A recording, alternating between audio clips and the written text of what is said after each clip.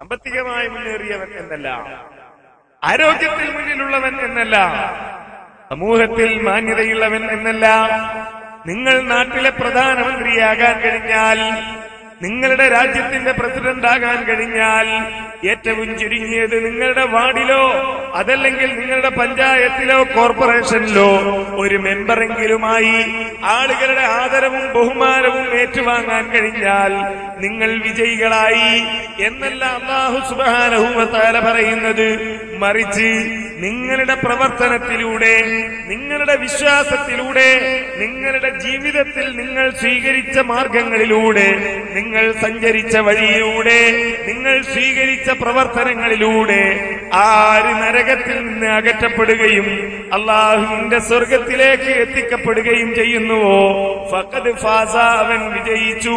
വമൽ ഹയാത്തുദ് ദുനിയാ ഇല്ലാ മതാഉൽ ഗുറൂർ. ഈ ദുനിയാവുണ്ടല്ലോ, അത് വഞ്ചനയുടെ വിഭവങ്ങളാണ്. ഈ ഒരു യഥാർത്ഥ വിജയത്തിൽ നിന്ന് മനുഷ്യനെ തടഞ്ഞു നിർത്തുന്ന, യഥാർത്ഥ വിജയത്തിലേക്ക് പോകുന്നതിൽ നിന്ന്, യഥാർത്ഥ വിജയത്തിന്റെ മാർഗത്തിലേക്ക് മുന്നേറുന്നതിൽ നിന്ന് അല്ലാഹുവിന്റെ സ്വർഗത്തിലേക്ക് എത്തിച്ചേരുവാനും ആ നരകത്തിൽ നിന്ന് രക്ഷപ്പെടുവാനുമുള്ള മാർഗം സ്വീകരിക്കുന്നതിൽ നിന്ന്, അതിനാവശ്യമായ പദ്ധതികൾ ആവിഷ്കരിക്കുന്നതിൽ നിന്ന്, അതിനാവശ്യമായ വഴിയിലൂടെ മുന്നോട്ടു പോകുന്നതിൽ നിന്ന് മനുഷ്യനെ തടയുന്ന, വഞ്ചിച്ചു കളയുന്ന വിഭവങ്ങളാണ്, ചരക്കുകളാണ് വമൽ ഹയാത്തുദ് ദുനിയാ, ഈ ഭൗതിക ജീവിതം. ഇല്ല മതാഉൽ ഗുറൂർ, വഞ്ചിക്കുന്ന ചരക്കുകളാണ്, വഞ്ചിക്കുന്ന വിഭവങ്ങളാണ്. ഈ ലോകത്ത് മനുഷ്യൻ അനുഭവിച്ചുകൊണ്ടിരിക്കുന്ന അനുഗ്രഹങ്ങൾ എന്തിനു വേണ്ടിയായിരിക്കണം? പരലോകത്ത് വിജയത്തിന് വേണ്ടിയായിരിക്കണം. അല്ലാഹു സുബ്ഹാനഹു വ തആല മനുഷ്യനെ പഠിപ്പിക്കുന്നത് അതാണ്. ഈ ലോകത്ത് മനുഷ്യന് ലഭിച്ചുകൊണ്ടിരിക്കുന്ന അനുഗ്രഹങ്ങളൊന്നും തന്നെ ഉപയോഗിക്കാൻ പാടില്ല. സാമ്പത്തികമായി പുരോഗതി നേടാൻ അധ്വാനിക്കാൻ പാടില്ല, ബിസിനസ് നടത്താൻ പാടില്ല, കൃഷി ചെയ്യാൻ പാടില്ല, കച്ചവടം നടത്താൻ പാടില്ല. ഇതൊന്നുമല്ല അല്ലാഹു പറയുന്നത്. മറിച്ച് ഇതൊക്കെ ചെയ്യണം, ഇതൊക്കെ ഉപയോഗപ്പെടുത്തണം. എന്തിനു വേണ്ടി? ഈ പരലോകത്തെ വിജയത്തിന് വേണ്ടി. ദുനിയാവിലെ ഇത്തരം വിഭവങ്ങളെ അല്ലാഹു സുബ്ഹാനഹു വ തആല നൽകിയ ഈ അനുഗ്രഹങ്ങളെ, ദുനിയാവിന്റെ ഈ വിഭവങ്ങളെ പരലോകത്തിന് വേണ്ടി ഉപയോഗപ്പെടുത്താൻ കഴിഞ്ഞാൽ അവരാണ് വിജയികൾ എന്നാണ് അല്ലാഹു സുബ്ഹാനഹു വ തആല പറയുന്നത്. അത്തരമൊരു ദിശാബോധം ആരുടെ ജീവിതത്തിൽ ഉണ്ടാകുന്നുവോ, ആര് അവരുടെ പ്രവർത്തനങ്ങളുടെ ഭാഗമായി അംഗീകരിക്കുന്നുവോ, അത്തരം ആളുകൾക്കാണ് അല്ലാഹുവിന്റെ സ്വർഗം ലഭിക്കുന്നത്. അതല്ല ഈ ദുനിയാവ് അത് തന്നെയാണ് എല്ലാം. അത് നേടിയെടുക്കാൻ എന്തൊക്കെ ചെയ്യാൻ കഴിയുമോ അതാണ് ഞാൻ ചെയ്യേണ്ടത്. ഇവിടെ നേടിയെടുക്കണം, ഇവിടെ പിടിച്ചടക്കണം, ഇവിടെ പുരോഗതി നേടണം, ഇവിടെ മാന്യത നേടണം, ഇവിടെ സാമ്പത്തികമായി മെച്ചപ്പെടണം, ഇവിടെ ആളുകൾ ബഹുമാനിക്കണം, ഇവിടെ ആളുകൾ ആദരിക്കണം, ഇവിടെ ആര് കണ്ടാലും എഴുന്നേറ്റ് നിൽക്കണം എന്ന ഒരു ചിന്തയോടുകൂടിയാണ് ഞാൻ മുന്നോട്ട് പോകുന്നതെങ്കിലോ അല്ലാഹു പറഞ്ഞ വഞ്ചനയിൽ ഞാൻ അകപ്പെട്ടു പോയി എന്നാണ് അതിന്റെ അർത്ഥം. ഈ മനുഷ്യൻ രക്ഷയുടെ മാർഗത്തിലൂടെ മുന്നോട്ടേക്ക് പോകണമെങ്കിൽ, അഥവാ ഈ ഭൗതിക വിഭവങ്ങളുടെ മുമ്പിൽ അവൻ വഞ്ചിതനാകാതിരിക്കണമെങ്കിൽ എന്ത് വേണം? വരാനിരിക്കുന്ന അനുഗ്രഹങ്ങളെക്കുറിച്ച്, ശിക്ഷകളെക്കുറിച്ച് അവൻ കൃത്യമായി മനസ്സിലാക്കിയിരിക്കണം. അതുകൊണ്ട് തന്നെ വിശുദ്ധ ഖുർആനിലും നബി സല്ലല്ലാഹു അലൈഹി വസല്ലമയുടെ സുന്നത്തിലും ലഭിക്കാനിരിക്കുന്ന അനുഗ്രഹങ്ങളെക്കുറിച്ച്, സ്വർഗത്തെക്കുറിച്ച്, അതേപോലെ തന്നെ അല്ലാഹുവിന്റെ കൽപ്പനകൾ ധിക്കരിച്ചുകൊണ്ട് ജീവിച്ചാൽ ലഭിക്കാനിരിക്കുന്ന ശിക്ഷകളെക്കുറിച്ച് അഥവാ നരകത്തെക്കുറിച്ച്, അതിന്റെ പ്രയാസങ്ങളെക്കുറിച്ച് ഒരുപാട് സ്ഥലങ്ങളിൽ, പല രൂപങ്ങളിൽ അല്ലാഹു വിശദീകരിച്ചത് കാണാം. അംബിയാഇന്റെ, ഔലിയാഇന്റെ, സാലിഹുകളുടെ, സിദ്ദീഖുകളുടെ, ശുഹദാഇന്റെ, മുഅ്മിനുകളുടെ, മുത്തഖികളുടെ കൂടെ അല്ലാഹുവിന്റെ സ്വർഗത്തിലെത്തണം എന്നാഗ്രഹിക്കാത്ത ആളുകളില്ല. എന്തുകൊണ്ടാണ് അങ്ങനെ ആഗ്രഹിക്കുന്നത്? ആ സ്വർഗത്തെപ്പറ്റി അല്ലാഹു സുബ്ഹാനഹു വ തആല പഠിപ്പിച്ച ഒരുപാട് കാര്യങ്ങളുണ്ട്. വഅദല്ലാഹുൽ മുഅ്മിനീന വൽ മുഅ്മിനാതി ജന്നാത്തിൻ തജ്രി മിൻ തഹ്തിഹൽ അൻഹാർ ഖാലിദീന ഫീഹാ വമസാകിന ത്വയ്യിബതൻ ഫീ ജന്നാതി അദ്നിൻ വറിദ്വാനും മിനല്ലാഹി അക്ബറു ദാലിക ഹുവൽ ഫൗസുൽ അലീം. ആ സ്വർഗത്തിന്റെ പ്രത്യേകതയായി അല്ലാഹു പഠിപ്പിക്കുകയാണ്. സത്യവിശ്വാസികളായ സ്ത്രീ പുരുഷന്മാർക്ക് അല്ലാഹു സുബ്ഹാനഹു വ തആല സ്വർഗം വാഗ്ദാനം ചെയ്തിരിക്കുന്നു. എന്താ സ്വർഗത്തിന്റെ പ്രത്യേകത? ജന്നാത്തിൻ തജ്രി മിൻ തഹ്തിഹൽ അൻഹാർ, താഴ്വാരത്തുകൂടെ നദികൾ ഒഴുകിക്കൊണ്ടിരിക്കുന്ന തോട്ടങ്ങളാണ്. ഖാലിദീന ഫീഹാ, അവരതിൽ ശാശ്വതവാസികളാണ്. വമസാകിന ത്വയ്യിബ, അതേപോലെ നല്ല ഭവനങ്ങൾ അവർക്ക് വേണ്ടി അല്ലാഹു തയ്യാർ ചെയ്തിരിക്കുന്നു. ആ ഭവനങ്ങളും ഈ തോട്ടത്തിലാണ്. അതിന് താഴ്വാരത്തുകൂടെയും നദികൾ ഒഴുകിക്കൊണ്ടിരിക്കുകയാണ്. അല്ല, അതിനേക്കാളൊക്കെ വലിയ ഒരു കാര്യമുണ്ട്. ഈ സ്വർഗപ്രവേശത്തോടൊപ്പം, ഈ സ്വർഗത്തിൽ കടക്കുന്നതോടൊപ്പം വിശ്വാസികൾക്ക് ലഭിക്കാനുള്ള വലിയ ഒരു കാര്യമുണ്ട്. അതെന്താണെന്നറിയുമോ? റിദ്വാനും മിനല്ലാഹ്, സർവലോക രക്ഷിതാവായ അല്ലാഹുവിന്റെ തൃപ്തി. സർവലോക രക്ഷിതാവായ അല്ലാഹുവിന്റെ തൃപ്തി അത് ലഭിക്കുക എന്നതിനേക്കാൾ വേറെ എന്ത് നേട്ടമാണ്, വേറെ എന്ത് വിജയമാണ് ഒരു വിശ്വാസിയെ സംബന്ധിച്ചിടത്തോളം ലഭിക്കാനുള്ളത്?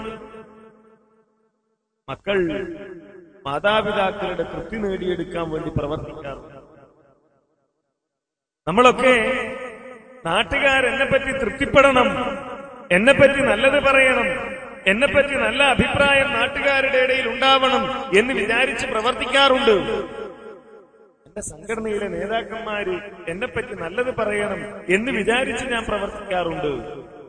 എന്നാൽ സഹോദരങ്ങളെ, ഇവിടെ ആരുടേതാണ് തൃപ്തി? ഈ മാതാപിതാക്കളെയും ലോകത്തെയും നേതാക്കന്മാരെയും സർവ്വ മനുഷ്യരെയും ഈ സർവ്വ പ്രപഞ്ചത്തെയും സൃഷ്ടിച്ച് പരിപാലിച്ചു കൊണ്ടിരിക്കുന്ന സർവ്വലോക രക്ഷിതാവായ അല്ലാഹുവിന്റെ തൃപ്തി, ആ തൃപ്തി കൂടി ലഭിക്കും ഈ സ്വർഗത്തിലെത്തിയാൽ. ആ സ്വർഗത്തെ പറ്റിയാണ് നബി സല്ലല്ലാഹു അലൈഹി വസല്ലമ പറഞ്ഞത്. അല്ലാഹു സുബ്ഹാനഹു വ തആല പറഞ്ഞു, പഠിപ്പിച്ചു എന്ന് പറഞ്ഞുകൊണ്ട് ഒരു ഖുദ്സിയായ ഹദീസിലൂടെ അല്ലാഹുവിന്റെ റസൂൽ പറയുകയാണ്. ഖാലല്ലാഹു അസ്സ വജല്ല, അല്ലാഹു സുബ്ഹാനഹു വ തആല പറഞ്ഞിരിക്കുന്നു, അഅദതു ലിബാദിയ സ്സാലിഹീന മാ ലാ ഐനുൻ റഅത് വലാ ഉദുനുൻ സമിഅത് വലാ ഖതറ അലാ ഖൽബി ബശർ. ഞാൻ ഒരുക്കി വെച്ചിരിക്കുകയാണ് ലിഇബാദിയ സ്സാലിഹീൻ, സൽക്കർമ്മങ്ങൾ അനുഷ്ഠിച്ചുകൊണ്ടിരിക്കുന്ന സത്യവിശ്വാസികളായ എന്റെ കൽപ്പനകൾ അംഗീകരിച്ചു കൊണ്ടിരിക്കുന്ന മനുഷ്യർക്ക് ഞാൻ ഒരുക്കിയിട്ടുണ്ട്. എന്താ ഒരുക്കിയത്? മാ ലാ ഐനുൻ റഅത്, ഞാനാ ഒരുക്കിയതെന്ത് എന്ന് ഒരു കണ്ണും ഇന്നേ വരെ കണ്ടിട്ടില്ല. ഒരു കണ്ണും ഇന്നേ വരെ കാണാത്ത സൗകര്യങ്ങളാണ് ഞാൻ ഒരുക്കിയിരിക്കുന്നത്. ഒരു കാതും ഇന്നേ വരെ കേട്ടിട്ടില്ലാത്ത സൗകര്യമാണ് ഞാൻ ഒരുക്കിയിരിക്കുന്നത്. കണ്ടിട്ടില്ല പോകട്ടെ, കേട്ടിട്ടില്ല പോകട്ടെ, ഒരു മനുഷ്യനും അവന്റെ മനസ്സുകൊണ്ട് സങ്കൽപ്പിക്കാൻ കഴിയാത്തത്ര സൗകര്യങ്ങളാണ്, അത്രയും വിഭവങ്ങളാണ് സാലിഹുകളായ ആളുകൾക്ക്, അല്ലാഹുവിന്റെ മാർഗം അത് സ്വീകരിച്ചുകൊണ്ട് ജീവിക്കുന്ന ആളുകൾക്ക് ഞാൻ ഒരുക്കി വെച്ചിരിക്കുന്നത് എന്ന് അല്ലാഹു സുബ്ഹാനഹു വ തആല പഠിപ്പിക്കുകയാണ്. ആ സ്വർഗം, ആ സ്വർഗത്തിന്റെ പ്രത്യേകതയാ അല്ലാഹുവിന്റെ റസൂല് പഠിപ്പിക്കുന്നത് എന്ത്? ഒരു കണ്ണും കണ്ടിട്ടില്ല, ഒരു കാതും കേട്ടിട്ടില്ല, ഒരു മനുഷ്യനും സങ്കല്പിക്കാൻ കഴിയില്ല. നമ്മൾ ആലോചിക്കും ഈ ദുനിയാവിലെ, അതുകൊണ്ടാ ദുനിയാവിനെ പറ്റി അല്ലാഹു പറഞ്ഞത് വമൽ ഹയാത്തുദ് ദുനിയാ ഇല്ലാ മതാഉൽ ഗുറൂർ. ഈ ഭൗതിക ജീവിതം എന്ന് പറഞ്ഞാൽ എന്താണ്? ഇവിടുത്തെ സുഖസൗകര്യങ്ങൾ എന്ന് പറഞ്ഞാൽ നിങ്ങളെ വഞ്ചനയിൽ അകപ്പെടുത്തി കളയുന്നതാണ് എന്ന് അല്ലാഹു പറയാനുള്ള കാരണം എന്താ? നമ്മൾ വിചാരിക്കുന്നത് ഇത് തന്നെയല്ലേ സ്വർഗം, ഇതിനേക്കാൾ വലുതെന്താ ലഭിക്കാനുള്ളത്, ഇതിനേക്കാൾ മെച്ചപ്പെട്ടത് എന്താ ലഭിക്കാനുള്ളത്, അല്ലേ? യാത്ര ചെയ്യാൻ ഏറ്റവും സൗകര്യമുള്ള വാഹനങ്ങൾ, താമസിക്കാൻ ഏറ്റവും നല്ല വീട്, കഴിക്കാൻ ഏറ്റവും രുചികരമായ ഭക്ഷണങ്ങൾ, ഇതൊക്കെയല്ലേ ഇവിടെ ലഭിക്കുന്നത്. ഇനിയിപ്പോ സ്വർഗത്തിലും കിട്ടാനാണ് എന്നാണ് ചിന്തിക്കുന്നതെങ്കിൽ അതിനെപ്പറ്റിയാണ് അള്ളാഹു പറയുന്നത്. ഇല്ല, കണ്ടിട്ടില്ല മനുഷ്യൻ, കേട്ടിട്ടില്ല മനുഷ്യൻ, സങ്കൽപ്പിക്കാൻ പോലും കഴിയില്ല മനുഷ്യന്. അല്ലേ? ആ സ്വർഗത്തിന്റെ മറ്റൊന്നുമല്ല, വാസനയെക്കുറിച്ച് അള്ളാഹുവിന്റെ റസൂൽ പറഞ്ഞു. എന്താ പറഞ്ഞത്? അള്ളാഹുവിന്റെ റസൂൽ പഠിപ്പിക്കുകയാണ്, മൻ ഖതല മുആഹിദൻ ലം യുരിഹ് റായിഹത്തൽ ജന്ന. ഒരു കരാർ ചെയ്ത് ജീവിക്കുന്ന ഒരു മനുഷ്യനെ ആരെങ്കിലും കൊല ചെയ്യുകയാണെങ്കിൽ ലം യുരിഹ് റായിഹത്തൽ ജന്ന, അവന് സ്വർഗത്തിന്റെ വാസന പോലും കിട്ടില്ല.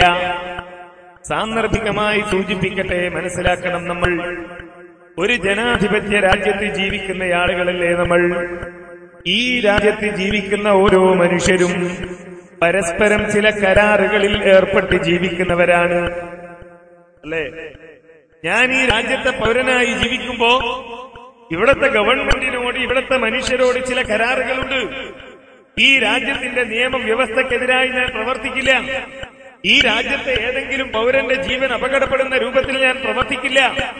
ഈ രാജ്യത്ത് നിലനിൽക്കുന്ന സംവിധാനങ്ങളെ തകിടം മറിക്കാൻ ഞാൻ പ്രവർത്തിക്കില്ല എന്നൊക്കെ ഉള്ള കരാറിന്റെ അടിസ്ഥാനത്തിലാണ് ഈ രാജ്യത്ത് നമ്മൾ ജീവിക്കുന്നത്.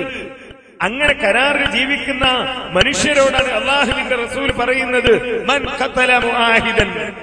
അങ്ങനെ കരാറിൽ ജീവിക്കുന്നവനെ ആരെങ്കിലും കൊന്നാൽ, എന്റെ അയൽപക്കക്കാരനായ ഹൈന്ദവ സുഹൃത്തുമായി ഞാനിങ്ങനെ കരാറിലാണ്, ക്രൈസ്തവ സുഹൃത്തുമായി കരാറിലാണ്, ഞാൻ പിടിക്കുന്ന രാഷ്ട്രീയ പാർട്ടിയുടെ കൊടിയുടെ നിറത്തിന് വിരുദ്ധമായ കൊടി പിടിക്കുന്നവൻ, അവനുമായി ഞാൻ കരാറിലാണ്.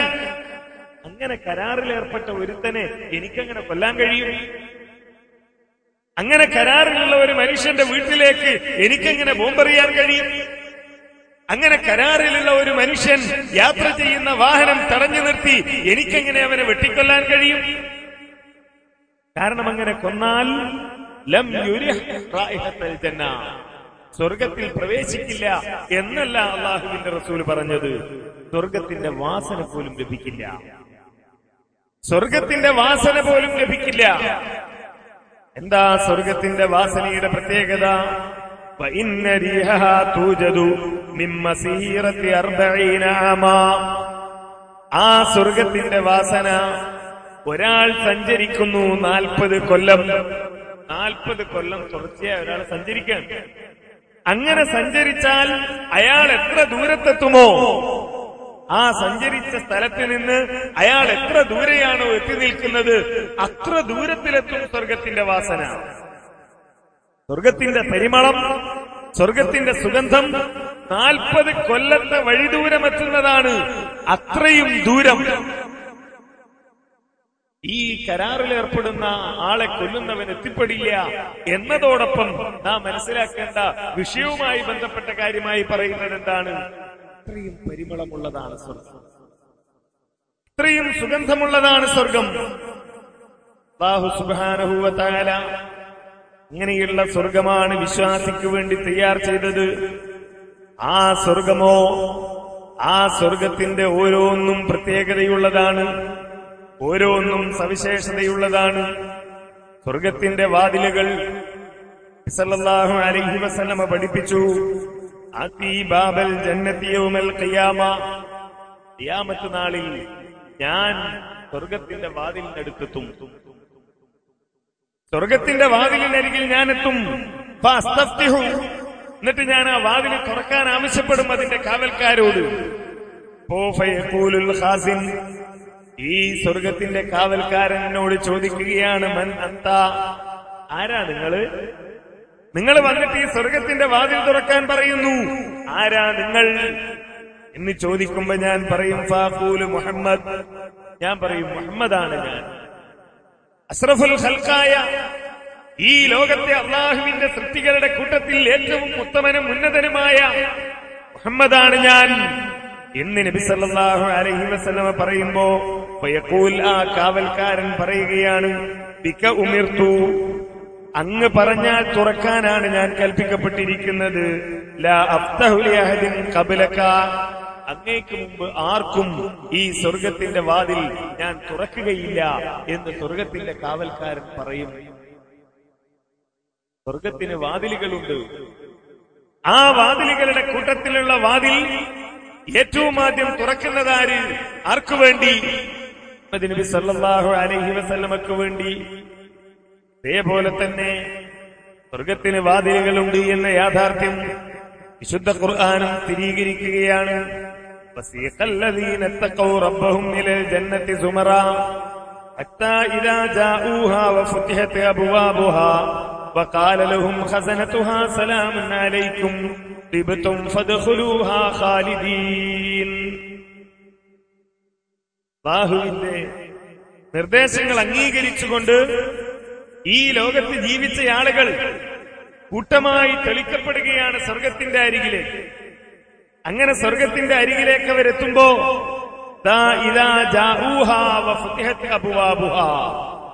അവരാ സ്വർഗത്തിന്റെ അരികിൽ എത്തുമ്പോ അവർക്ക് വേണ്ടി സ്വർഗത്തിന്റെ വാതിലുകൾ തുറക്കപ്പെടുന്നു.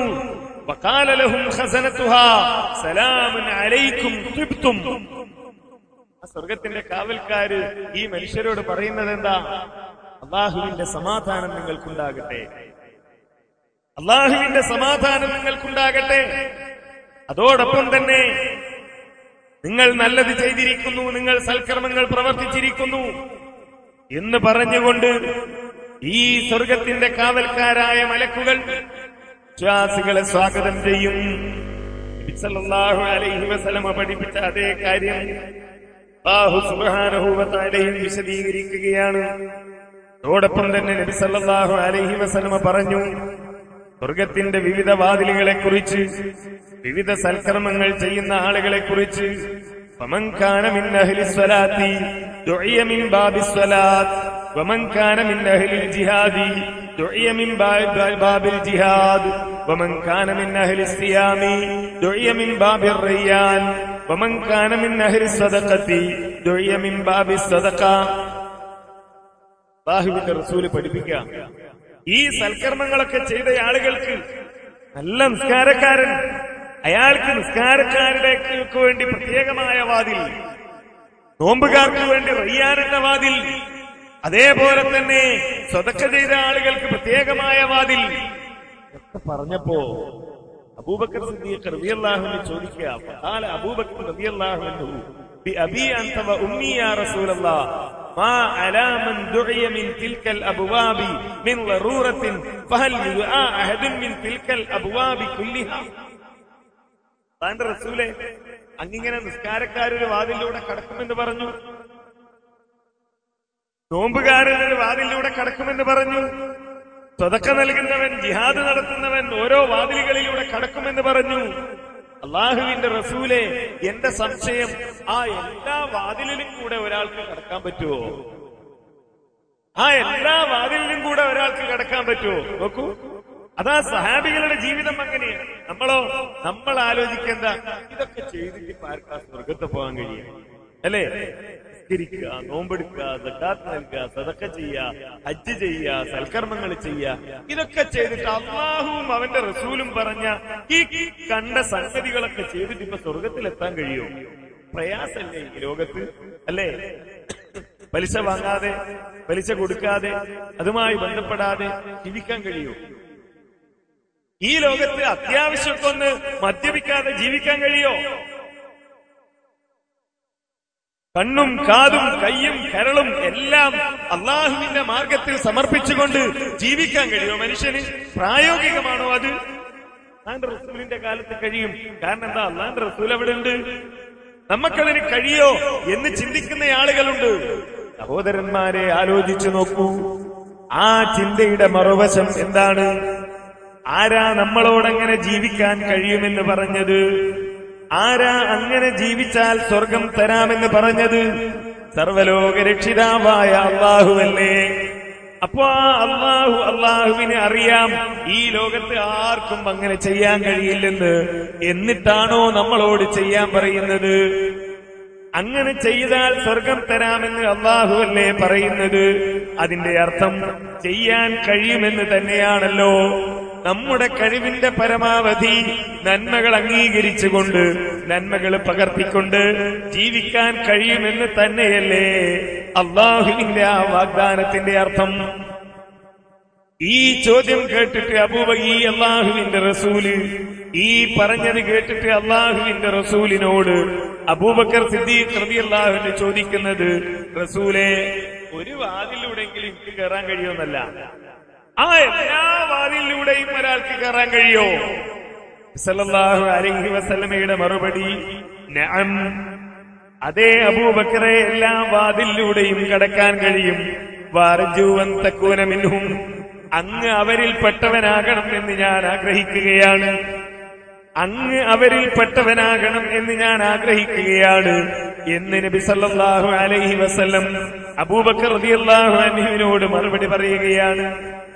ആ സ്വർഗത്തിന്റെ വാതിലുകൾ, അതിന്റെ പ്രത്യേകത, ആ ഓരോ വാതിലുകളുടെയും പ്രത്യേകത, ആ വാതിലുകളിലൂടെ കടക്കാൻ നമ്മുടെ മനസ്സിലുണ്ടാകേണ്ട ആഗ്രഹം ഞാൻ ചെയ്യേണ്ടതാണ്.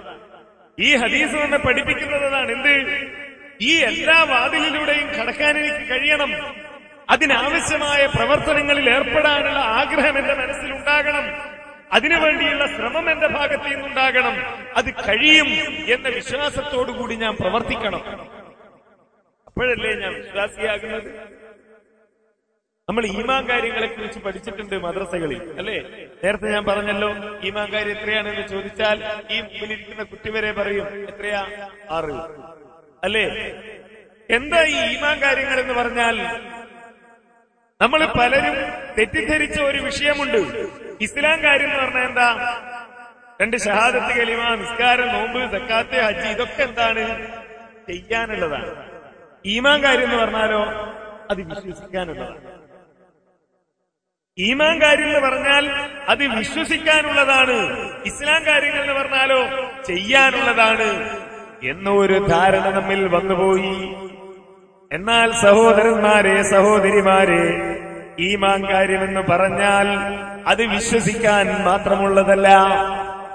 അഹ്ലുസുന്ന വൽ ജമാഅയുടെ പണ്ഡിതന്മാർ ഈമാനിനെ വിശദീകരിക്കുന്നത് 3 ഘടകങ്ങളോടുകൂടിയാണ്.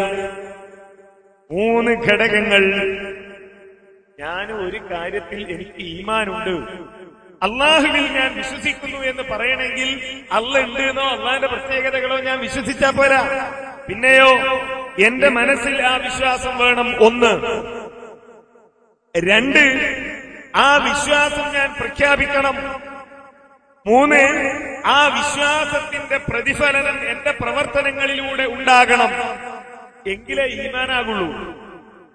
അള്ളാഹു ഉണ്ട് എന്ന് ഞാൻ വിശ്വസിക്കണം, അള്ളാഹു ഉണ്ട് എന്ന് ഞാൻ പറയണം. അള്ളാഹു ഉണ്ട് എന്ന ആ വിശ്വാസം എന്റെ പ്രവർത്തനത്തിലൂടെ പുറത്തു വരണം. അപ്പോഴാ വിശ്വാസം. അതാ തഖ്വ എന്ന് പറയുന്നത്. അതാ തഖ്വ എന്ന് പറയുന്നത്. അതല്ലേ അല്ലാഹുവിന്റെ റസൂൽ അത്തഖ്വ ഹാഹുന, ഇവിടെയാണ്, ഹൃദയത്തിലാണ് തഖ്വ. ആ ബോധം, ആ ചിന്ത. നോക്കൂ നിങ്ങൾ, നബി സല്ലല്ലാഹു അലൈഹി വസല്ലമ പഠിപ്പിച്ച ഒരു സംഭവം. 3 ആളുകൾ ഒരു ഗുഹയിൽ പെട്ടു. അതിശക്തമായ കാറ്റും മഴയും വന്നപ്പോ ഗുഹയിൽ കയറിയതാണ്. ഈ ശക്തമായ കാറ്റിലും മഴയിലും ഗുഹാമുഖത്ത് ഒരു കല്ല് വന്ന് അടഞ്ഞുപോയി. എന്താ? 3 ആളും കൂടി തള്ളി നോക്കി മാറുന്നില്ല. അവസാനം അവർ തീരുമാനിച്ചു, നമുക്ക് അള്ളാഹിനോട് പ്രാർത്ഥിക്കാം. അവര് പ്രാർത്ഥിക്കാം. ഓരോരുത്തരും അവരവര് ചെയ്ത സൽക്കർമ്മങ്ങൾ മുന്നിൽ വെച്ചുകൊണ്ട് അള്ളാഹുവിനോട് ദുആ ചെയ്യാം. ആ ദുആ ചെയ്യുന്ന കൂട്ടത്തിൽ ഒരാളതാ അള്ളാഹുവിനോട് പറയുകയാണ്, അള്ളാഹുവേ, എന്റെ കുടുംബത്തിൽ ഒരു പെൺകുട്ടിയുണ്ടായിരുന്നു. ആ പെൺകുട്ടിയുമായി ലൈംഗിക ബന്ധത്തിൽ ഏർപ്പെടണം എന്ന ഒരാഗ്രഹം എന്റെ മനസ്സിലുണ്ടായി. ഞാൻ പലപ്പോഴായി അവളോട് അത് ആവശ്യപ്പെട്ടു, പക്ഷേ അവൾ അതിന് തയ്യാറായില്ല. എന്നാൽ ഒരു ഘട്ടത്തിൽ ജീവിതത്തിൽ പ്രയാസം നേരിട്ടപ്പോ, സാമ്പത്തികമായ ബുദ്ധിമുട്ട് നേരിട്ടപ്പോ അവളതാ എന്റെ അരികിലേക്ക് വരികയാണ്. അവൾ എന്റെ അരികിലേക്ക് വന്നപ്പോ ഞാൻ എന്റെ ആവശ്യം അവളോട് പറഞ്ഞു.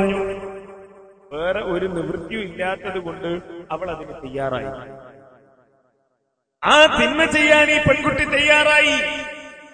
ഹദീസിൽ പറയുന്ന പദം, ആ തിന്മ ചെയ്യാനുള്ള എല്ലാ ഒരുക്കങ്ങളും പൂർത്തിയായപ്പോ അവളുടെ കാലുകളിൽ ഞാൻ കയറിയിരുന്നപ്പോ ആ പെൺകുട്ടി എന്നോട് പറഞ്ഞു, ഇത്തഖില്ലാ,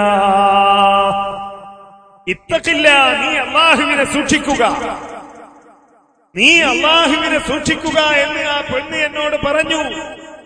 റബ്ബേ, ആ വാക്ക് കേട്ടപ്പോൾ ആ തിന്മയിൽ നിന്ന് ഞാൻ പിന്മാറി. ആ വാക്ക് കേട്ടപ്പോ ആ തിന്മയിൽ നിന്ന് ഞാൻ പിന്മാറി. ഇത്തക്കില്ല എന്ന് ആ പെണ്ണ് പറഞ്ഞത് കൊണ്ട് മാത്രമാണ് ഒരുപാട് കാലമായി എന്റെ മനസ്സിൽ സൂക്ഷിച്ച ആഗ്രഹം, ആ തിന്മ, ആ തെറ്റ് ചെയ്യുന്നതിൽ നിന്ന് ഞാൻ പിന്മാറിയത്. റബ്ബേ, അത് നീ സൽക്കർമ്മമായി സ്വീകരിക്കണേ എന്നാണ്. ആ മനുഷ്യന്റെ ജീവിതത്തിൽ അയാൾ ചെയ്യാൻ ഉദ്ദേശിച്ച ഒരു തെറ്റിൽ നിന്ന് അയാളെ പിന്നാക്കിയതെന്ത്? ഞാനിത് ചെയ്താൽ വേറെ ആരെങ്കിലും കാണുമല്ലോ എന്നല്ല, ഈ പെണ്ണിന് മറ്റാരെങ്കിലും പറയുമോ എന്നല്ല, ഇതിന്റെ പേരിൽ കുടുംബത്തിൽ കലഹമുണ്ടാകുമോ എന്നല്ല, മറിച്ച് നീ അല്ലാഹുവിനെ സൂക്ഷിക്കണം എന്നാ പെണ്ണ് പറഞ്ഞപ്പോ ഇയാളുടെ ജീവിതത്തിൽ പ്രവർത്തനത്തിലൂടെ അത് പുറത്തേക്ക് വന്നു. അതാ തഖ്വ.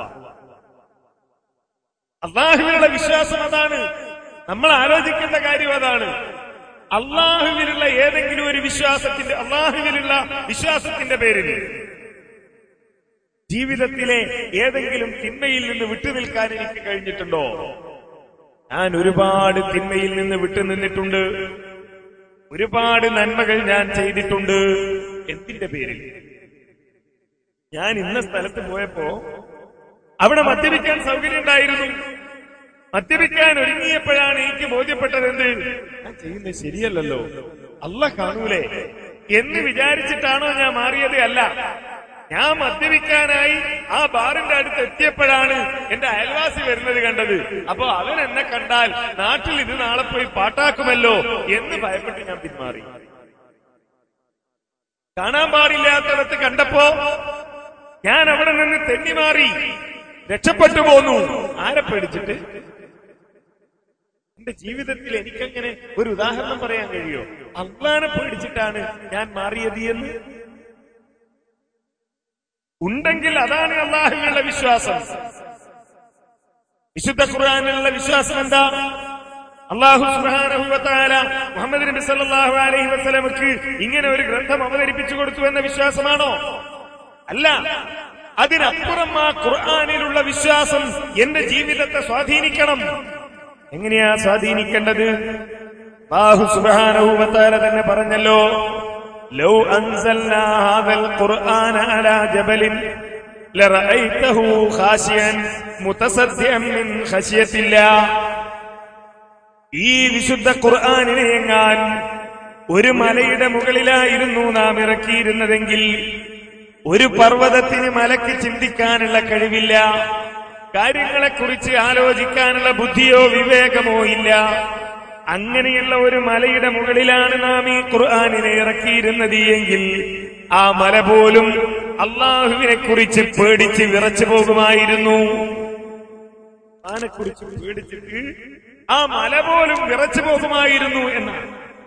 അപ്പൊ ഞാൻ ആലോചിക്കേണ്ടത്, ഖുർആനിൽ വിശ്വസിക്കുന്ന ഞാൻ, ഖുർആനിനെ ആരെങ്കിലും ആക്ഷേപിച്ചാൽ മുഷ്ടി ചുരുട്ടി അങ്ങാടിയിലൂടെ പ്രകടനം നടത്തുന്ന ഞാൻ, ഖുർആനിനെ ആക്ഷേപിച്ചുകൊണ്ട് നോവലോ കഥയോ എഴുതിയാൽ അവരുടെ കോലം കത്തിക്കാനും ഒരുപക്ഷെ അവരെ വധിക്കാനും വരെ തയ്യാറാകുന്ന ഞാൻ, ഈ വിശുദ്ധ ഖുർആനിലെ ഏതെങ്കിലും ഒരു ആയത്ത് എന്റെ മനസ്സിനെ സ്വാധീനിച്ചിട്ടുണ്ടോ? എന്റെ ജീവിതത്തിൽ മാറ്റമുണ്ടാക്കിയത് ആ ആയത്ത് കേട്ടപ്പോഴാണ്, ആ ആയത്ത് ഖുർആനിൽ നിന്ന് വായിച്ചപ്പോഴാണ്, ആ ആയത്ത് കണ്ടപ്പോഴാണ്, ആയത്ത് പറഞ്ഞു കേട്ടപ്പോഴാണ് ഞാൻ അതിനെപ്പറ്റി ആലോചിച്ചത്. അതാണ് എന്റെ ജീവിതത്തിൽ മാറ്റമുണ്ടാക്കിയത് എന്ന് പറയാൻ എനിക്ക് കഴിയോ? കഴിയുമെങ്കിൽ അതാണ് ഖുർആനിലുള്ള വിശ്വാസം. കഴിയണ്ടേ? നമ്മുടെ മനസ്സ് വിറക്കണ്ടേ? ഖുർആൻ ഓതി നമ്മുടെ മനസ്സ് വിറകൊള്ളാറുണ്ടോ? നമ്മുടെ മനസ്സ് കല്ലുപോലെ ക്രൂരമായ മനസ്സല്ല, ആണോ? അല്ല. ആരാണ് സത്യവിശ്വാസികൾ? ഇന്നമൽ മുഅ്മിനൂന, തീർച്ചയായും ഇവർ മാത്രമാണ് സത്യവിശ്വാസികൾ. ആര് അല്ലാഹുവിനെ കുറിച്ച് ഓർമ്മിക്കപ്പെട്ടാൽ വജിലത്ത് ഖുലൂബുഹും അവരുടെ ഹൃദയം വിറച്ചു പോവുകയാണ്. വഇദാ തുലിയത് അലൈഹിം ആയാതുഹു അല്ലാഹുവിന്റെ ആയത്തുകൾ അവരുടെ മുമ്പിൽ ഓതി കേൾപ്പിക്കപ്പെടുമ്പോ സാദത്തുഹും ഈമാനാ അവരുടെ ഈമാൻ വർദ്ധിക്കുകയാണ്. അവരുടെ ഈമാൻ വർദ്ധിക്കുകയാണ്. അങ്ങനെ വിശ്വാസം വർദ്ധിക്കണം, അങ്ങനെ ബോധമുള്ളവരായി തീരണം. അതിനാ ഈ ആയത്തുകൾ, അതിനാ അള്ളാഹുവും അള്ളാഹുവിന്റെ റസൂലും ഇതൊക്കെ പഠിപ്പിച്ചത്. ഇത് ഓരോന്ന് കേൾക്കുമ്പോ ചോനെ എനിക്ക് കിട്ടണം, എനിക്കവിടെ എത്തണം എന്ന അടങ്ങാത്ത ആഗ്രഹം നമ്മുടെ മനസ്സിലുണ്ടാകണം.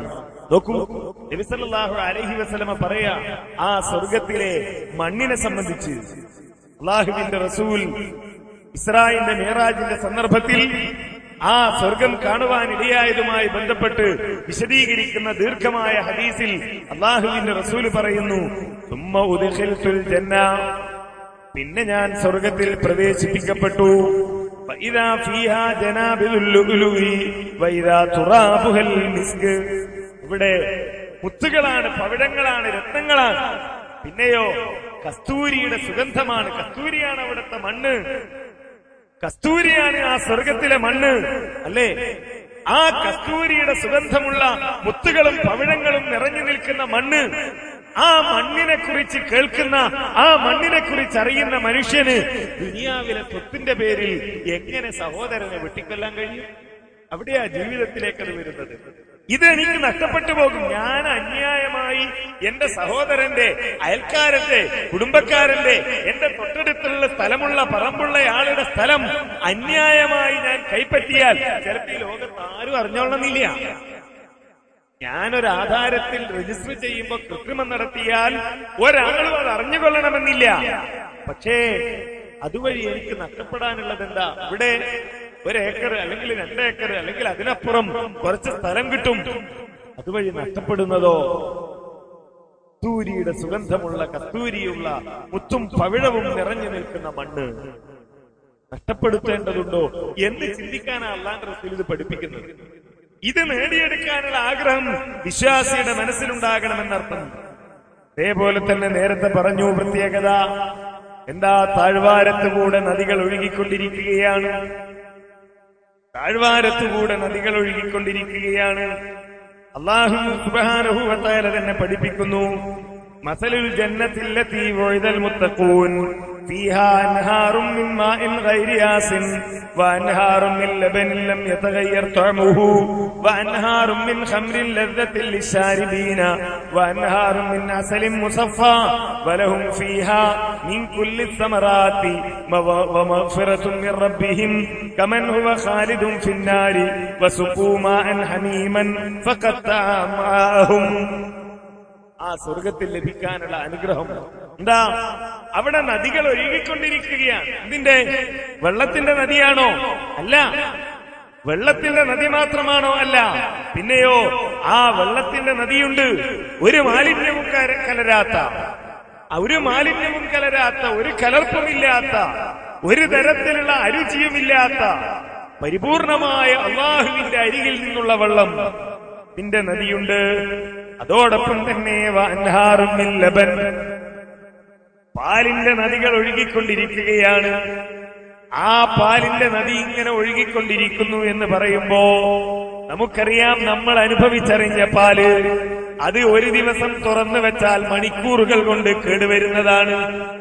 അപ്പോ അങ്ങനെ നദി ഇങ്ങനെ പാലിന്റെ അരുവി ഒഴുകിക്കൊണ്ടിരിക്കുന്നു എന്ന് പറഞ്ഞാൽ അതിന്റെ രുചി ആ ആദ്യത്തെ ദിവസത്തെ രുചിയല്ലല്ലോ പിന്നീടുണ്ടാകുന്നത്, പഴക്കമല്ലേ, കേടുവന്നു പോകുമോ എന്നാണെങ്കിൽ അല്ലാഹു തുടർന്ന് പറയുന്നു, ലം യതഗയ്യർ തഅമുഹു, ഇല്ല, ദിവസങ്ങൾ കഴിഞ്ഞാലും കാലങ്ങൾ കഴിഞ്ഞാലും ഒരു തരത്തിലുള്ള രുചിഭേദവും അനുഭവപ്പെടാത്ത തരത്തിലുള്ള പാലിന്റെ അരുവികൾ, നദികൾ അതാ സ്വർഗത്തിലൂടെ ഒഴുകിക്കൊണ്ടിരിക്കുകയാണ്. അതേപോലെ തന്നെ മദ്യത്തിന്റെ അരുവികൾ, കുടിക്കുന്നവർക്ക് സന്തോഷം പകരുന്ന മദ്യത്തിന്റെ ഖംറിന്റെ അരുവികളും അവിടെ ഒഴുകിക്കൊണ്ടിരിക്കുന്നു. ശുദ്ധമായ തേനിന്റെ അരുവികൾ അവിടെ ഒഴുകിക്കൊണ്ടിരിക്കുന്നു. ഇതൊക്കെ സ്വർഗത്തിലുണ്ട്. ഇതൊക്കെ സ്വർഗത്തിലുണ്ട് എന്ന് എന്തിനാ പറയുന്നത്? അതോടൊപ്പം തന്നെ വലഹും ഫീഹാ മിൻ കുല്ലി സമറാത്ത്, എല്ലാ തരത്തിലുള്ള പഴങ്ങളും. അതോടൊപ്പമോ വമഗ്ഫിറത്തും മിർ റബ്ബിഹിം, അല്ലാഹുവിൽ നിന്നുള്ള പാപമോചനം. ഇതൊക്കെയുണ്ട് സ്വർഗത്തിലുള്ള ആളുകൾ എന്ന് എന്തിനാ പറയുന്നത്? ഒരു താരതമ്യ പഠനത്തിന്. അല്ലാഹു ചോദിക്കുക, കമൻ ഹുവ ഖാലിദുൻ ഫിന്നാരി വസുഖൂ മാഅൻ ഹമീമൻ ഫഖത്തഅഹും.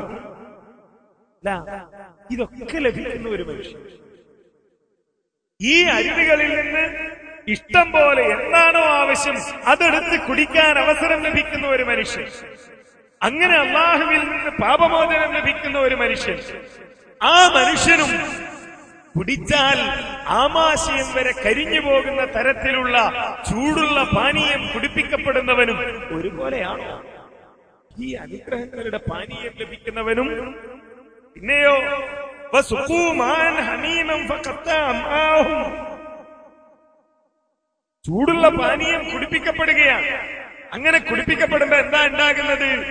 അവരുടെ ആമാശയം വരെ, ആന്തരാവയവങ്ങൾ വരെ കരിഞ്ഞു പോകുന്ന ഈ ഒരു വെള്ളം കുടിപ്പിക്കപ്പെടുന്നവനും എങ്ങനെ ഒരുപോലെയാകും? സ്വാഭാവികമായും ഈ രണ്ടിലേത് എനിക്ക് ലഭിക്കണമെന്ന് തീരുമാനിക്കേണ്ടത് ഞാനാണ്. ഭൗതികമായി എന്തൊക്കെ നഷ്ടങ്ങളുണ്ടായാലും, എന്തൊക്കെ പ്രയാസങ്ങളുണ്ടായാലും, ഇവിടെ ഏതൊക്കെ ദുരിതക്കടലുകളിലൂടെ നീന്തിപ്പോകേണ്ടി വന്നാലും എനിക്ക് ലഭിക്കേണ്ടതെന്ത്? നാളെ പരലോകത്ത് ഈ സ്വർഗത്തിലെത്തണം. സഹോദരന്മാരെ, ആ വിശ്വാസമല്ലേ സ്വഹാബികളെ നയിച്ചത്? നോക്കൂ, നമുക്കറിയാവുന്ന ഒരു ചരിത്ര സംഭവം ഒന്നുകൂടി ഓർമ്മിക്കൂ. അല്ലാഹുവിന്റെ റസൂലിന്റെ സദസ്സിലേക്ക് ഒരു സ്വഹാബി കടന്നു വരികയാണ്. എന്താ ആവശ്യം? ത്വഹിർനി യാ റസൂലല്ലാഹ്, അല്ലാഹുവിന്റെ റസൂലെ ഒന്നെന്നെ ശുദ്ധീകരിക്കണം, അല്ലാഹുവിന്റെ റസൂലെ ഒന്നെന്നെ ശുദ്ധീകരിക്കണം എന്ന ആവശ്യവുമായി ഒരു സ്വഹാബി നബി സല്ലല്ലാഹു അലൈഹി വസല്ലമയുടെ സദസ്സിലേക്ക് വരുന്നു. അല്ലാഹുവിന്റെ റസൂൽ അയാളോട് പറയുകയാണ്, തിരിച്ചു പോവുക, അല്ലാഹുവിനോട് തൗബ ചെയ്യുക, പൊറുക്കലിനെ തേടുക, ഇസ്തിഗ്ഫാർ നടത്തുക. ഇത് കേട്ട സ്വഹാബി വീണ്ടും വീണ്ടും റസൂലിനോട് ആവശ്യപ്പെടുന്നു, ശുദ്ധീകരിക്കണം റസൂലേ. അപ്പൊ അല്ലാഹുവിന്റെ റസൂലിന്റെ ചോദ്യം, എന്തിൽ നിന്നാണ് നിങ്ങൾ